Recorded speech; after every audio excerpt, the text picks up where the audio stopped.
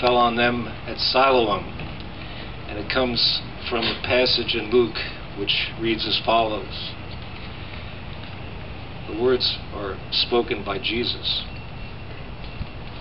Or the 18 people who were killed when the tower fell on them at Siloam. Do you imagine they must have been more guilty than all the other people living in Jerusalem? When the tower fell on them at Siloam. If we knew then what we must know forever, none of us would have died that sparkling morning as we watched all helplessly transfixed in New York City, in Washington, in Pennsylvania. Black smoke and flames indelibly imprinted.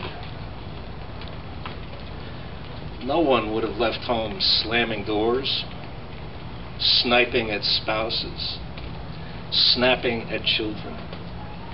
Brave children afraid of parents fighting. Angry at small wishes met with no. No, nor road rage on the way to work, nor hatred of running dogs, nor envy, no cell phones wrenching final words of love, no bowing to a million tiny falsenesses while patronizing the one true very God who suffers in all beings. Jetliners, towers, buildings, lives, futures in America would not be crushed. Prayers would be familiar and not desperate. Flags would not be hanging at half-staff. And nobody, anywhere on this solitary planet, would be even capable of thinking that ultimate blasphemy, that stinking oxymoron, holy war.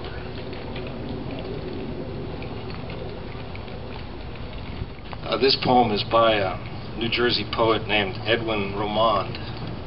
It comes from his little book called Dream Teaching. I've long considered it the finest poem about 9/11 that I've ever read or heard. Its title is Picking Up My Son After His First Day of Preschool, September 11th, 2001.